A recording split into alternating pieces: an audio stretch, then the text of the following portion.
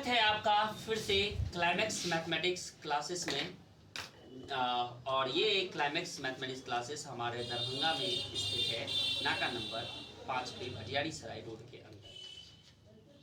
मैं कल आप लोगों को पढ़ाया था डिटर्मिनेंट पार्ट 1, और पार्ट 1 में मैंने बेसिक थ्योरी वगैरह बताया था। और आज मैं once again I am going to start, and I told you, as I have promised you, I will provide each and every facts of determinants. So I am going to start today part number 2. In part number 2 बच्चे, मैं आज part number 2 में ये सीखना चाहता हूँ कि हमारा जो कोफैक्टर है वो किस फॉर्मूला से रिलेटेड होता है। कोफैक्टर रिलेटेड होता है किससे? कोफैक्टर रिलेटेड होता है -1 to the power i plus j mij। Fine sir, कोई एक मैट्रिक्स लेकर के देखते हैं और इससे इस्तेमाल करते हुए वो फैक्टर निकालना चाहते हैं।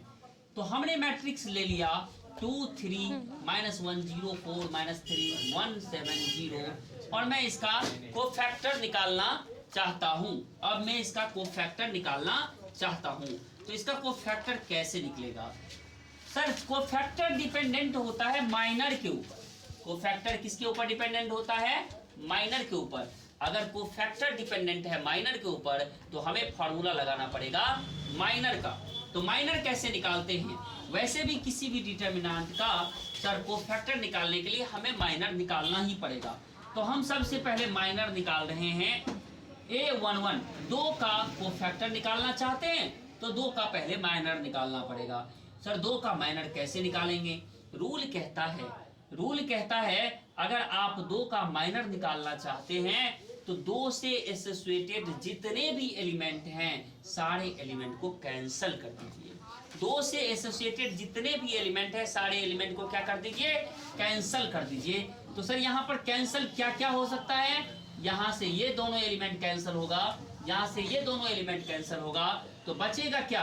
बचेगा 4 -3 7 0। उसके बाद सर इसका फाइंड कैसे करते हैं वैल्यू? आप क्या करेंगे? क्रॉस मल्टीप्लिकेशन करेंगे। और जब क्रॉस मल्टीप्लिकेशन करेंगे तो पहले आप करेंगे क्रॉस मल्टीप्लिकेशन 0,4 का, और फिर उसमें घटा देंगे। उसमें क्या करेंगे? 7 और -3 का मल्टीप्लिकेशन को घटाएंगे तो आपको क्या मिलेगा? 0,4 -3,7 so you are getting the value 21। तो सर इस तरह से मुझे माइनर मिल गया। किसका माइनर मिल गया? मुझे माइनर मिल गया 2 का। अब मुझे कोफैक्टर चाहिए 2 का। तो 2 के एलिमेंट का अगर कोफैक्टर निकालना है तो मैं कैसे 2 एलिमेंट का कोफैक्टर निकालूंगा? सर इसके लिए एक काम आप कर सकते हैं। इसके लिए आप काम ये करेंगे कि आपको एलिमेंट पता लगाना पड़ेगा कि ये 2 कौन किस एलिमेंट, कैसा एलिमेंट है। तो ये एलिमेंट है A11 एलिमेंट है। फर्स्ट रो फर्स्ट कॉलम, इसीलिए A11 है। तो इसका माइनर हमारे पास आया है M11। कोफैक्टर निकालने के लिए फॉर्मूला लगा देंगे -1 का पावर 1 + 1 M11। तो सर ये माइनस का पावर, अगर -1 का पावर 2 करेंगे तो पॉजिटिव हो जाएगा, और पॉजिटिव हो जाएगा तो M11 हमारा कितना वैल्यू दे देगा? 21 देगा। तो सर ये रहा मैं आपका कोफैक्टर। ये रहा कोफैक्टर किसका? ये रहा कोफैक्टर आपका C11 एलिमेंट 2 का कोफैक्टर C11, जिसका वैल्यू कितना निकल के आया है? 21 निकल के आया है। Now once again I want to find the cofactor of element 4। इस एलिमेंट का कोफैक्टर निकालना चाहते हैं तो सर हमको फिर से माइनर निकालना होगा। और अब आपको हम बता चुके हैं ऊपर में कि कैसे माइनर निकाला जाता है। तो little bit I will do it fast. Sir 4 से एसोसिएटेड एलिमेंट को कैंसिल करेंगे। 4 से एसोसिएटेड एलिमेंट को कैंसिल करेंगे तो कौन कौन से एलिमेंट हैं जो 4 से एसोसिएटेड हैं और वो कैंसिल हो जाएगा। तो कैंसिल होगा, आप देख सकते हैं 0 - 3 और कैंसिल होगा 3 और 7, बचेगा 2 - 1 और 1 और 0, 2 - 1 1 और 0। फिर आप वैल्यू निकालना सीख चुके हैं। पहले आपको इसको ऊपर वाले को मल्टीप्लाई करना होगा 0,2 और फिर घटाना होगा दोनों को मल्टीप्लाई करके, क्रॉस मल्टीप्लिकेशन -1 1। तो आपने यहाँ का एलिमेंट निकाल लिया +1। जब ये एलिमेंट आपका +1 आ गया तो सर अब हम इंटरेस्टेड हैं कोफैक्टर निकालने में। क्या निकालने में इंटरेस्टेड हैं? कोफैक्टर निकालने में। तो कोफैक्टर मेरा कैसे बनेगा? -1 का पावर, सर आपको फिर से ये एलिमेंट के बारे में पता लगाना होगा कि ये एलिमेंट आपका कौन सा है। ये एलिमेंट है, देख सकते हैं आप, रो दूसरा और कॉलम दूसरा, रो दूसरा कॉलम दूसरा। जब रो दूसरा और कॉलम दूसरा है, इसका मतलब क्या हुआ कि सर हमें -1 का पावर 2 i और j का वैल्यू रखने के बाद m22 और m22 का मान ऑलरेडी मैंने फाइंड कर लिया है, कितना? 1। तो यहाँ से वैल्यू निकाल लिया 1। तो सर c22 बराबर ही हो गया किसके? m22 के। उसके बाद एक और एलिमेंट मैं निकालने चाहता हूँ कोफैक्टर, और वो एलिमेंट है मेरा -3। इस -3 का कोफैक्टर, तो एलिमेंट का पहले पोजीशन पता लगा लेते हैं। एलिमेंट का पोजीशन है, आप देख सकते हैं, दूसरा रो है और तीसरा कॉलम है, दूसरा रो है और तीसरा कॉलम है, A23 है। तो यहाँ से M23 निकाल सकते हैं। और M23 कैसे निकालेंगे? सर आपने अभी अभी कहा कि माइनर निकालने के लिए आपको 3 से जो भी एलिमेंट -3 से एसोसिएटेड एलिमेंट को कैंसिल करना होगा। 3 से एसोसिएटेड एलिमेंट कौन कौन से हैं? 0,4 है, 0,-1 है। इसको कैंसिल कर देंगे, कैंसिल करेंगे तो 2 3 1 7 बनेगा। 2 3 1 7 आ गया। और जब 2 3 1 7 आ गया तो सर इस वैल्यू को फाइंड कर लेंगे। कैसे फाइंड करेंगे? क्रॉस मल्टीप्लिकेशन से फाइंड करेंगे। 2 × 7, 2 × 7 और घटा देंगे 3 × 1 का, और वो वैल्यू देगा मुझे 11।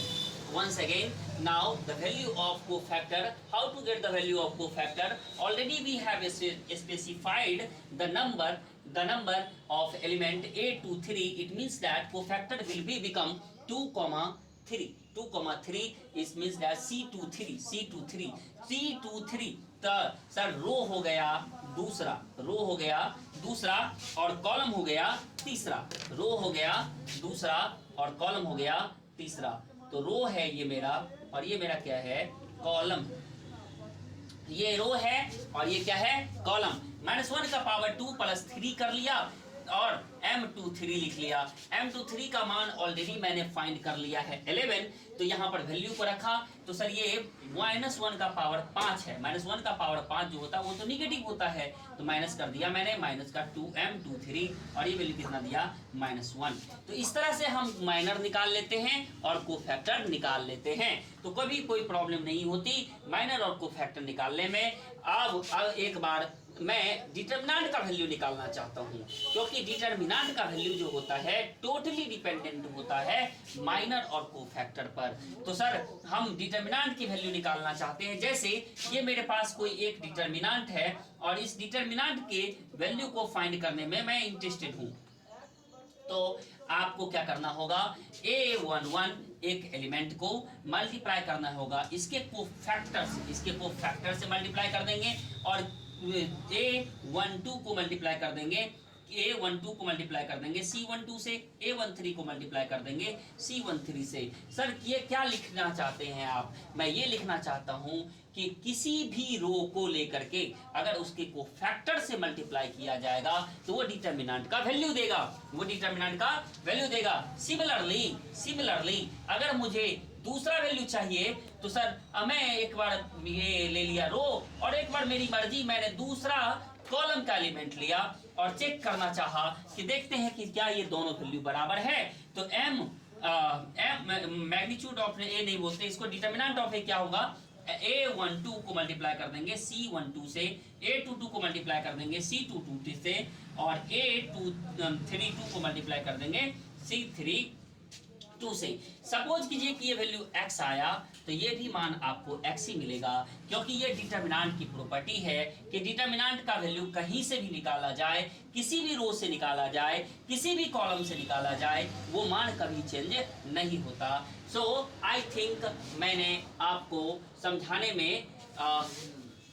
समझाने की कोशिश की कि आप माइनर कैसे निकालते हैं, कोफैक्टर कैसे निकालते हैं, और इसका यूज कैसे करते हैं डिटर्मिनेंट का वैल्यू फाइंड करने में। थैंक यू वेरी मच, आपने मेरे इस वीडियो को देखा, सुना, और अगर कहीं पे कोई त्रुटि हो, कोई दिक्कत हो तो आप मेरा ज़रूर कमेंट बॉक्स में कमेंट करें, ताकि मैं अपने आप को इम्प्रूव कर सकूं और मैं अपने आप को बता सकूं कि आपका कहाँ कमी, मेरे अंदर कहाँ कमी है, उस चीज़ को मैं जान सकूं। तो आपका बहुत बहुत धन्यवाद, बहुत बहुत thank you very much once again. अगर आपने मेरे चैनल को सब्सक्राइब नहीं किया है तो मैं आपसे रिक्वेस्ट नहीं कर रहा हूं, आपसे आशा कर रहा हूं कि आप ज़रूर लाइक करेंगे वीडियो को और सब्सक्राइब करेंगे। Thank you so much.